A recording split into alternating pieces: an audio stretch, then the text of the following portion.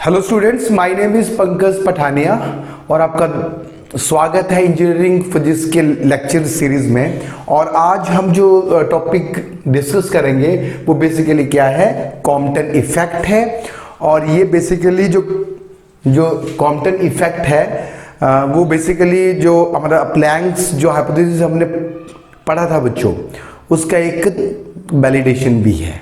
ठीक है, तो हम यहाँ पे बात करते हैं कि कॉम्पटन इफेक्ट है क्या।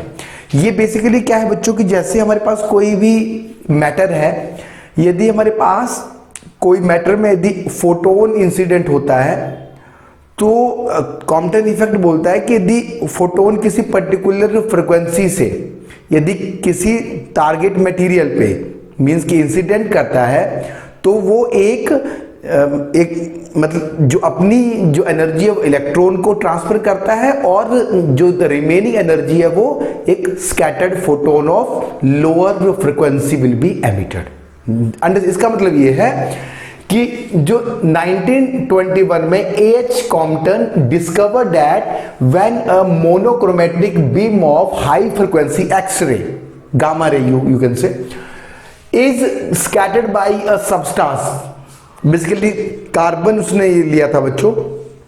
The scattered radiation contain the radiation of the lower frequency along with the radiation of unchanged means frequency. तो यहां से यदि कोई फोटोन इंसिडेंट हो रहा है तो ये जो फ्री इलेक्ट्रॉन से क्या होगा, उसको जो है वो एनर्जी ट्रांसफर करेगा थ्रू द इलास्टिक कोलिजन और जो रिमेनिंग एनर्जी होगी वो स्कैटर्ड मींस फोटोन के फॉर्म में होगी। ठीक है, तो क्लासिकली लॉ बोलता है कि जो टोटल एनर्जी है ये इंसिडेंट फोटोन वो क्या करेगा, इसको ट्रांसफर कर देगा। ठीक है, मींस कि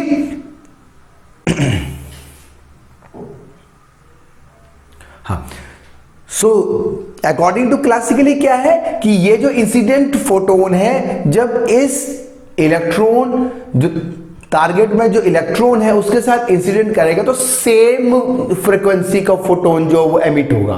पर हुआ क्या, कॉम्पटन ने क्या मतलब ऑब्जर्व किया कि जो फोटोन एमिट हो रहा है वो lower energy than the incident photon, और जो एनर्जी बच गई that will be used to the recoil of that electron. तो ये बेसिकली क्या है, कॉम्पटन इफेक्ट, और इसे बेसिकली कॉम्पटन स्कैटरिंग भी बोलते हैं। बहुत ही इंपॉर्टेंट ये बच्चों टॉपिक है। तो अब हम बात करते हैं कि कॉम्पटन इफेक्ट क्या। अब यहां से थोड़ा सा समझ ले कि हमारे पास जब भी किसी मैटर पे यदि फोटोन इंसिडेंट होता है, ठीक है, मींस की लाइट एंड मैटर इंटरेक्शन जब भी होता है तो तीन तरह के फिनोमिनन होते हैं बच्चों। यहां से आपको क्लियर होगा कि what is the Compton scattering effect. पहले आप लोगों ने पढ़ रखा है फोटो इलेक्ट्रिक इफेक्ट, मींस कि जब एटम पे फोटोन इंसिडेंट होता है, मींस कि low energy photon that is approximate equal to the electron volt. तो बच्चों क्या होता है, ये जो फोटोन है पूरे की पूरी एनर्जी को ट्रांसफर कर देता है और इलेक्ट्रॉन को रिकॉइल कर देता है। ठीक है, that is basically the photo electric effect. और ये कब होता है, जब लो एनर्जी फोटोन इंसिडेंट होता है।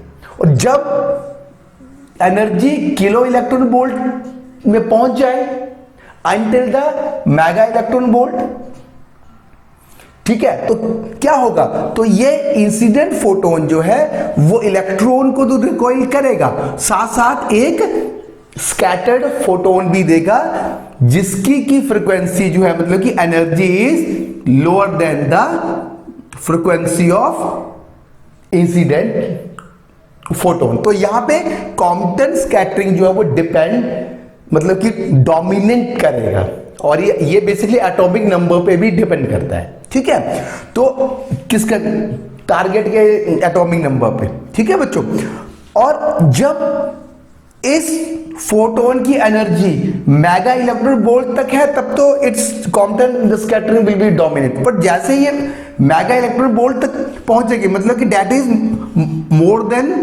और equal to 1.02 mega electron volt, तो यहां से बच्चों पेयर प्रोडक्शन होगा।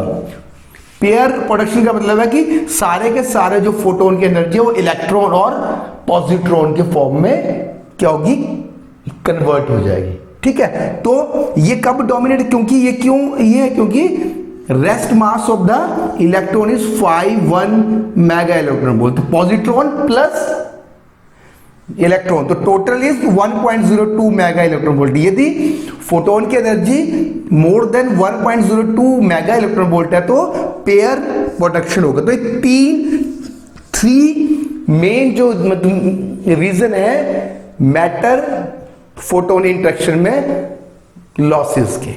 ठीक है, तो अब आपको ध्यान आ गया, अब थोड़ा सा मतलब आप बच्चों को आइडिया कि कॉम्पटन स्कैटरिंग है क्या। ठीक है, तो अब हम बात करते हैं assumptions। अब यहां पे क्या क्या क्या assumption थी कॉम्पटन की। पहले देखिए the interaction of individual photon with free electron of target. ठीक है, तो ये क्या था, ये बेसिकली इंटरेक्शन था individual photon with the free electron of the target. Second क्या था, कोलिजन इज इलास्टिक, और इसमें क्या है हम बात करेंगे रिलेटिविस्टिक की भी हम यहां पे बात करेंगे। ठीक है, जो मास है that will be basically relativistically हम यूज बच्चे आगे करेंगे। और law of energy and the momentum are conserved. ठीक है, तो ये जो है थ्री एजम्पशन आपको 2 मार्क्स से क्वेश्चन में आ सकते हैं कि what is the statement and what is Compton effect and what is it's assumption. ठीक है, तो अब हम बात करते हैं डेरिवेशन की। ठीक है, तो डेरिवेशन में हमें क्या करना है, हमें basically delta lambda that is lambda dash minus lambda is equal to H upon M naught C 1 minus cos phi. तो ये जो लैम्डा डैश ये चेंज इन वेवलेंथ, ये क्या है wavelength of the scattered photon, और ये लैम्डा क्या है इंसिडेंट फोटोन की वेवलेंथ। तो हमें h अपॉन एम नॉट सी 1 माइनस कॉस फाई, तो ये इसको डेल्टा लैम्डा को बेसिकली कॉम्पटन शिफ्ट बोलते हैं। ठीक है, that is depend upon the angle, scattered angle. ठीक है, और ये इंडिपेंडेंट है कितना एटॉमिक नंबर पे ये बच्चों इंडिपेंडेंट है, और इंसिडेंट फ्रीक्वेंसी के भी इंडिपेंडेंट। तो हमें ये वाली जो डेरिवेशन है स्टार, ये अब हमें प्रूव करनी है। ठीक है, तो पहले हम इसको एक बार फिर से समझ लें कि ये फोटोन इंसिडेंट हो रहा है, उसकी जो एनर्जी है दैट इज एच न्यू, और इसकी जो फोटोन है मतलब कि फोटोन एक पार्टिकल नेचर का है, तो कॉम्पटन ने ये प्रूव किया कि फोटोन जो है वो एक पार्टिकल नेचर का है। ठीक है, तो उसका जो है वो कोलिजन किसके साथ होगा, ये जो इलेक्ट्रॉन है जो कि स्कैटर्ड टारगेट जो है उसके जो इलेक्ट्रॉन है, तो ये एक बिलियर्ड बॉल की तरह है। तो कॉम्पटन ने ये बोल दिया कि कंफर्म कर दिया कि जो हमारे पास फोटोन है वो पार्टिकल नेचर का। ये बहुत बड़ी बात जो है वो कॉम्पटन ने कही थी या ऑब्जर्व की थी। ठीक है, तो इसको हम ये माने कि एक बिलियर्ड बॉल की तरह फोटोन जो है इस इलेक्ट्रॉन पे टारगेट जो है उसके इलेक्ट्रॉन पे क्या कर रहा है, स्ट्राइक कर रहा है with energy E H new. और हमें पता है कि एनर्जी कितनी है फोटोन, क्योंकि रेस्ट मास इज 0, तो E is equal to p c और P is equal to H nu by c. ठीक है, अब यहां से स्कैटर्ड हुआ तो हमें पता है कि new dash is less than new, new is the frequency of the incident photon. तो यहां से इसका जो एनर्जी है एच न्यू बच्चे डैश होगी, यहां पे P is equal to H nu dash by c. तो अब यहां से ये फोटोन किसी एंगल से क्या हो गया, स्कैटर्ड हो गया, और जो इलेक्ट्रॉन है उसकी जो energy E is equal to M C square है, और उसका जो मोमेंटम है that is P M V. तो ये बेसिकली क्या है, कॉम्पटन इफेक्ट है। अंडरस्टैंड, तो ये हमारे पास वेक्टर डायग्राम ऑफ मोमेंटा है। तो इसी तरह से ये एक्स इस डायरेक्शन में हम बात करेंगे तो फोटोन का जो मतलब कंपोनेंट फॉर्म है, और इस वाले में जो है वो बेसिकली क्या है, जो इलेक्ट्रॉन है उसका कंपोनेंट है। ठीक है, तो ये हमें आगे काम आएंगे जब जब जब हम इसको ड्राइव करेंगे इस वाले रिलेशन को। ठीक है, तो इससे क्या कंफर्मेशन हो गई बच्चों, कॉम्पटन इफेक्ट से, कि जो फोटोन है वो पार्टिकल नेचर का है और वो क्या कर रहा है, इलास्टिक कोलिजन कर रहा है इलेक्ट्रॉन के साथ, टारगेट के इलेक्ट्रॉन के साथ। ठीक है बच्चों, तो अब हम बात करते हैं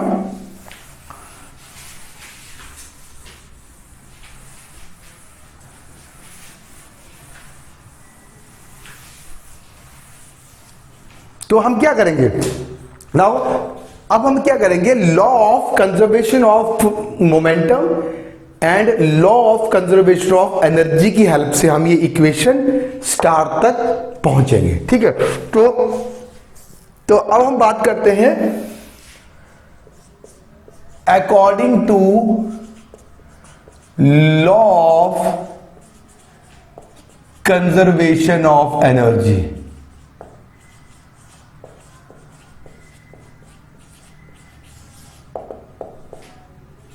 एनर्जी, ठीक है, अब लॉ ऑफ कंजर्वेशन की क्या है, energy conserve, total energy will be conserve. ठीक है, क्योंकि इलास्टिक कोलिजन की हम यहां पे बात कर रहे हैं बच्चों, तो यहां से देखिए बिल्कुल एच न्यू प्लस कितनी एनर्जी है टारगेट की, क्योंकि ये क्या है, that is basically rest mass energy कितनी है इसकी, एम नॉट सी स्क्वायर। तो ये rest mass energy is equal to H nu dash plus M C square. तो ये before collision rest mass energy जो है that is M naught C square. ठीक है, so that is basically before collision और ये है आफ्टर कोलिजन। तो यहां से हम बात करते हैं एम सी स्क्वायर की, that is basically M C square is equal to H nu dash minus H nu, यहां से हम बात करें that is H nu minus H nu dash plus M naught C square. तो ये हो गई इक्वेशन 1। तो इसको हम इस फॉर्म में भी लिख लें, चलो सिंपल फॉर्म में, M C square is equal to H nu minus nu dash plus M naught C square. ये हो गई इक्वेशन 1, हम इसको लिख लें। नाउ सेकेंड इक्वेशन क्या है, हमें इसके बच्चों जरूरत पड़ेगी equation. Now according to law of conservation of momentum, क्या है law of conservation momentum, that is the before collision the momentum is equal to the after collision. तो मोमेंटम जो सेम रहेगा। तो इस केस में क्या है, फोटोन का मोमेंटम है एच न्यू बाई सी। अब इलेक्ट्रॉन बिफोर कोलिजन रेस्ट पे था तो ये 0 हो गया। नाउ आफ्टर कोलिजन ये जो स्कैटर्ड फोटोन है उसके जो कॉस फाई, ठीक है, एक्सेसिव कंपोनेंट प्लस बच्चों की कितना है, that is p cos theta, मतलब एम वी कॉस थीटा। ठीक है, तो यहां से h nu is equal to H nu dash cos phi plus m we C cos theta. Theta का angle of the electron to the that is the unscattered, जो हमारे पास light है उसके साथ जो एंगल है, मतलब इंसिडेंट एंगल की डायरेक्शन से जो एंगल बना है दैट इज थीटा और ये फाई है, ये ध्यान रखना है। तो यहां से M we C cos theta is equal to H nu minus H nu dash cos phi. ये इक्वेशन 2 हो गई बच्चों। Now the momentum in the direction perpendicular to the incident photon, ये था along, that is the along the direction, और ये हो गया परपेंडिकुलर। तो ध्यान से देखिए, तो मोमेंटम कितना होगा, that is basically H nu by C is equal to H nu dash C sine phi minus M V sine theta. तो यहां से m, क्योंकि ये माइनस डायरेक्शन में है तो इसलिए ये या बच्चों माइनस आ गया। तो यहां से हम बात करेंगे H nu is equal to H nu dash sine phi minus M we C sine theta. यहां से M we C sine theta is equal to H nu, इस तरफ चला गया बच्चों, तो H nu dash sine phi minus H nu, that is equation 3। तो बच्चों इंसिडेंट फोटोन में, क्योंकि जो फोटोन है वो एक्स एक्सिस की तरफ मूव कर रहा है, बाई की तरफ ये मूव नहीं कर रहा है, तो मतलब before collision the momentum will be zero along Y axis is equal to m, that is h nu dash upon c sin phi minus mv sin theta. ये हो गया इक्वेशन 3 बच्चों। अभी नहीं, अभी इस और थोड़ा सा हम इसको सॉल्व कर लें। तो यहां से M we C sine theta is equal to H nu dash by c sine phi, ये हो गया equation 3। This is the equation number 3। Now हम क्या करेंगे, अब now adding and squaring equation second and third. हमें यहां से थीटा को एलिमिनेट करना है, तो यहां से कितना होगा m square, sorry that is basically second equation क्या है, m square b square c square cos square theta plus m square b square c square sine square theta is equal to H nu minus H nu dash cos phi square plus h square nu dash square sine square phi. तो ठीक है, इसको हम open करें। अब देखिए यहां से cos square theta plus sine square theta is 1, तो यहां से m square b square c square तो हो गया 1, ठीक है, इज इक्वल टू यहां पे हो गया 1 sine square theta plus cos, इस यहां से कॉमन ले लिया। अब यहां से देखिए h square nu square plus h square nu dash square cos square phi minus 2 h square nu dash cos phi plus h square nu dash sine square phi, ठीक है। अब यहां से देखिए ये वाली टर्म और ये वाली टर्म, इसको हम 1 कर सकते हैं क्योंकि इसमें कॉमन लेके तो cos square phi plus sine square phi कितना होगा बच्चों 1 हो जाएगा। तो हम इसको लिख लें यहां से m square b square c square is equal to h square nu square plus h square nu dash square minus 2 h square nu dash cos phi, that is, ये हो गया हमारे पास इक्वेशन नंबर 4। तो हम इक्वेशन 1 को यहां लिख लें, हमें इसको यूज करना है h nu minus nu dash plus M naught square c square, ये हो गया इक्वेशन 1, ठीक है। अब हम क्या करेंगे,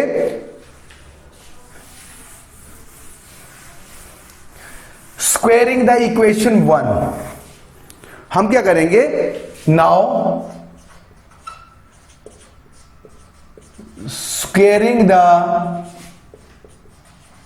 इक्वेशन 1। यहां से हम इक्वेशन 1 का क्या करोगे बच्चों, स्क्वेयरिंग कर दोगे। हमारा टारगेट ये है बच्चों, ये ध्यान रखना। तो स्क्वेयरिंग करेंगे इक्वेशन 1 की, m square c4 is equal to h nu minus nu dash, इसका स्क्वायर होगा, plus m naught c square. तो इसको हम a प्लस बी, इसको पूरे का स्क्वायर कर दो, ये a प्लस बी का होल स्क्वायर हो जाएगा, ताकि हमें थोड़ा ठीक है। तो यहां से m square c square is equal to h nu minus nu dash का ये स्क्वायर होगा बच्चों, plus m naught square c4, ये a प्लस बी का मतलब होल स्क्वायर कर रहे हैं, plus 2h nu minus nu dash m naught c square. तो ये बेसिकली हमारे पास डेट इज इक्वेशन। तो यहां से हम इसको लिखते हैं equation number 5। Now subtract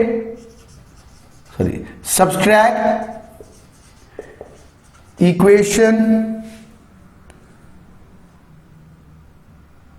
5 from 4।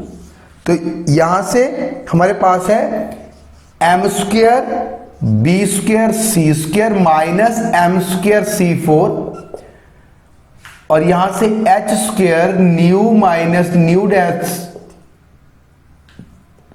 Square plus m naught square c4 plus 2h nu minus nu dash m naught c square minus h square nu square plus h square nu dash square minus, यहां से ये minus हो जाएगा और ये plus 2h square nu nu dash cos 5।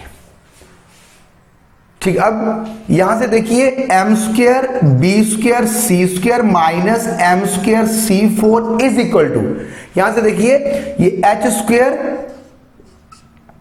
New square, इसको open ही कर लो, चलो h square nu dash square minus 2h square nu nu dash.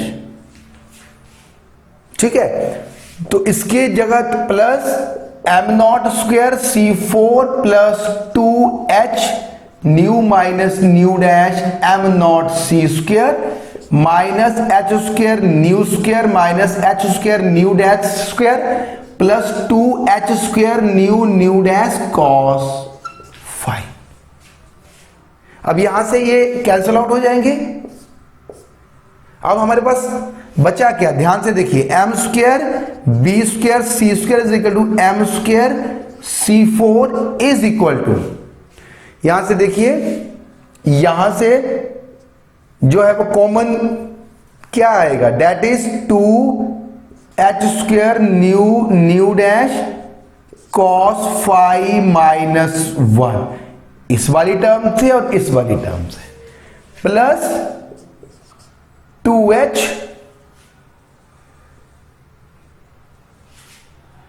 Plus यहां से plus 2h square nu nu dash, ये तो हो गया बच्चों। अब क्या बचा यहां से, प्लस ये तो हो गया दोनों common, plus m naught square c4 plus 2h nu minus nu dash m naught c square. ठीक है, अब हम बात करते हैं यहां से।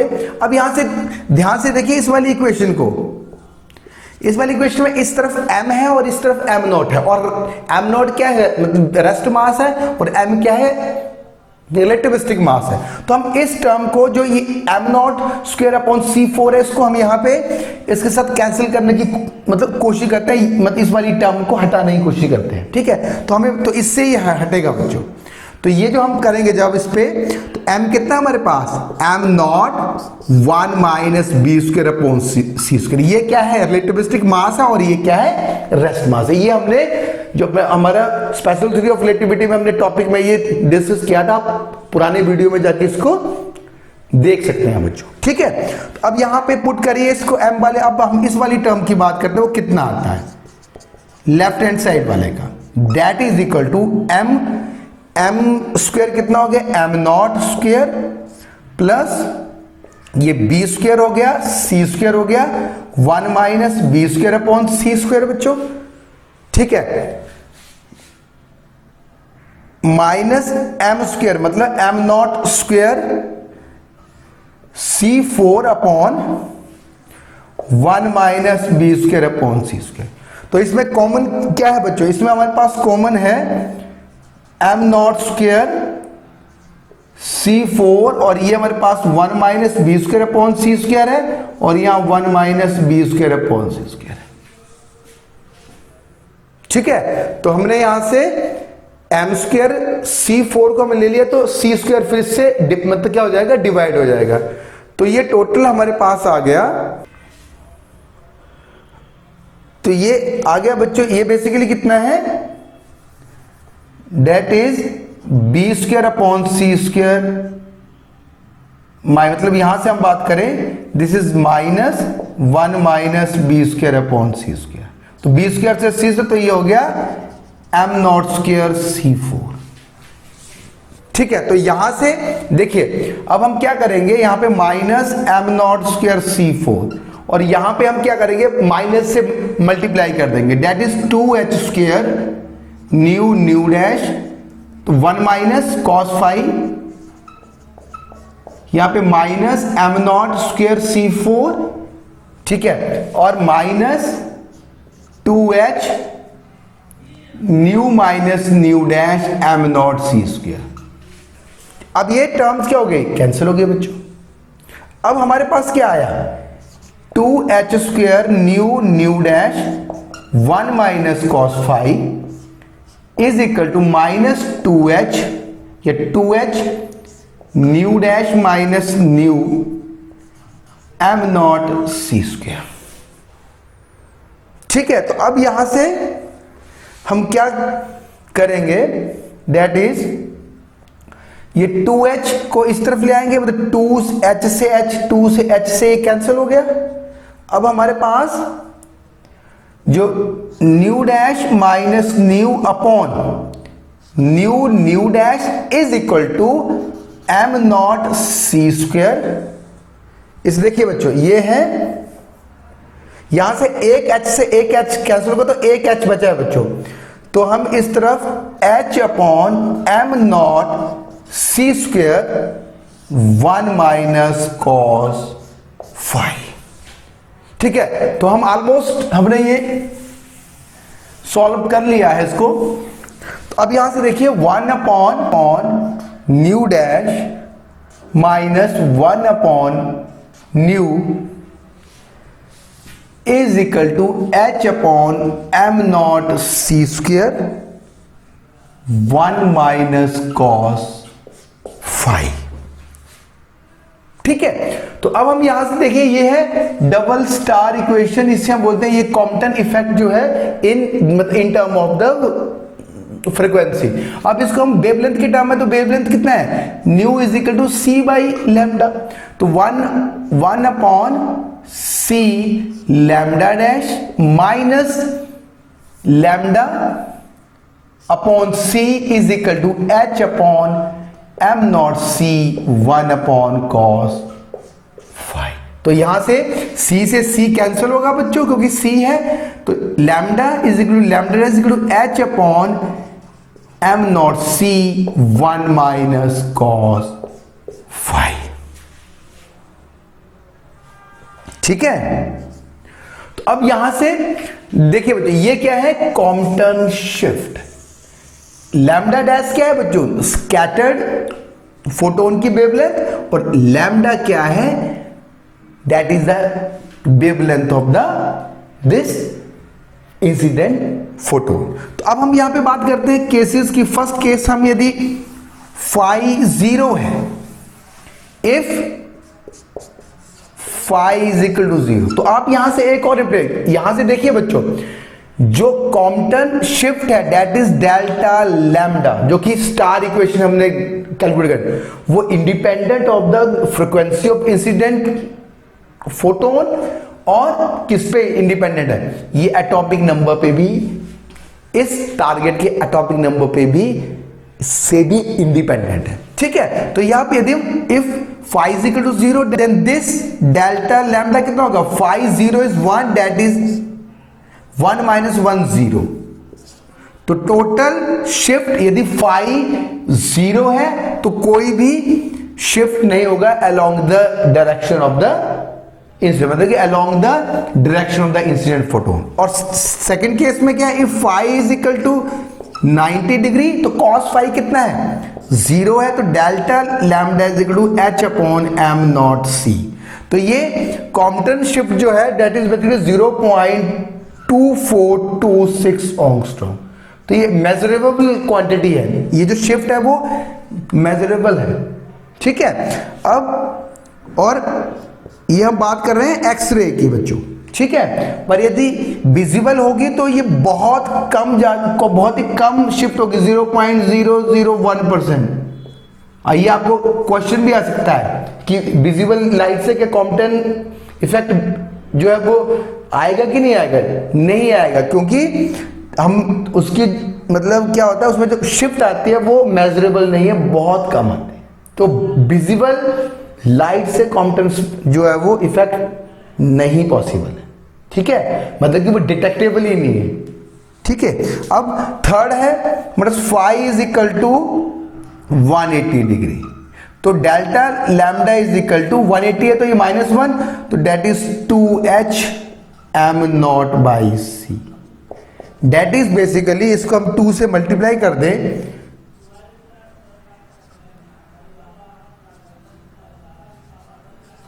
ठीक है, डेट इज 2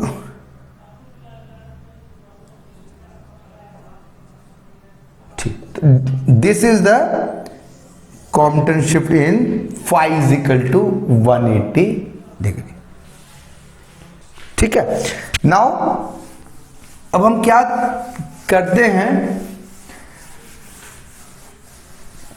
नाउ अब क्या किया, अब इसको जो है वो कॉम्पटन ने बोला कि यहां पे डिटेक्टर लगा दिया, डिटेक्टर ने ये इसको मेजर किया और डिटेक्टर ने जब इसको रोटेट किया पूरा यहां से डिटेक्टर, तो क्या हो गया, यदि हम बात करें तो ये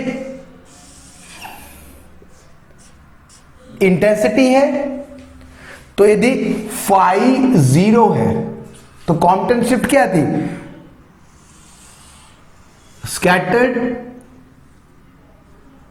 ये हमारे पास Compton shift, phi is equal to 45 degree,